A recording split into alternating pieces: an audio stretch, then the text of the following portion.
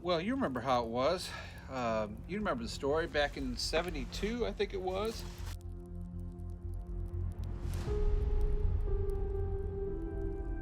He put his bedroll down and brushed the pine needles off, settled into his sleeping bag. Along about 2 o'clock in the morning, he was awoken by a scream of a young child or maybe even a bobcat. He screamed like a steam engine, according to Randy Emmert, and he smelled like sulfur and wet dog. It's weird when something like that happens, all of the night animals, they just become completely silent, completely still. You can barely even hear your own breathing.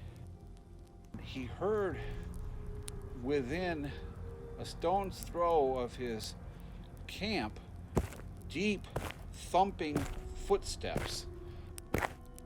And he thought, we are not alone. The Cold Hollow Monster was described as being close to 12 feet tall, having short white fur and orange glowing eyes. Interestingly, he was also reported to only have 3 toes. So immediately Randy tried to make as much noise as he possibly could, clapping and stomping and yelling. And of course his friends woke up. Immediately he said, no time to explain, we've got to run. Of course the creature didn't pursue, but they knew they sure as heck weren't going to go back that night to get their stuff. They were going to wait until deep in the next afternoon before they would return to those woods. And when they did, he saw big footprints.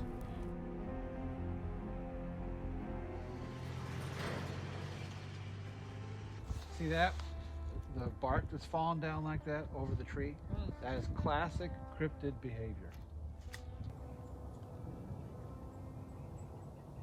Well, you have to look at the trees that are around it. Does it make sense that that elm bark is there on top of what is not an elm? I've been out here with my children just to look around and see what we can find. That definitely could be evidence, though. Now you see this oak?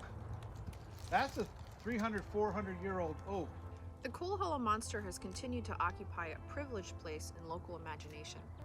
To be able to make a branch like this fall, it would take one hell of a storm or a very strong cryptid. He's the subject of a very active Facebook group where members regularly post photos and supposed evidence of his existence. Oh yes, I see everything that's posted. And you can also purchase merchandise featuring the Cohomo Monster, and he's still a topic of local debate and discussion, even all these years later. So Cohomo is actually a portmanteau of the street on which he was first seen. Coal Hollow Road Monster turned into Cohomo Monster. Randy cited the creature initially in May of 1972, but he waited to report the sighting until July. Randy initially thought that no one would believe him, but after he read of a similar sighting taking place in a neighboring state of Missouri, he decided to make a call to the local radio station. Just days after Randy's report came in, over 200 phone calls were made to the East Peoria Police Department alleging similar sightings. One resident even claimed that the creature knocked down a fence on her property. Since Randy Emmert first made his claim, there have been many additional sightings. One Peorian claimed to see the creature swimming in the Illinois River, while others claimed to see him emerging from the strip mines that littered this region of Illinois. In fact, some have theorized that's why the Cohomo Monster has not been definitively spotted, because he uses these strip mines to hide from human eyes. And some say that they can travel between dimensions. Maybe if someone's coming close to them, they just phase shift and get into a different dimension. Randy Emmert eventually admitted the whole thing was a hoax. He made up the creature, made up this sighting, after he read about the sighting in Missouri. I know that he has come out and said that it is a hoax.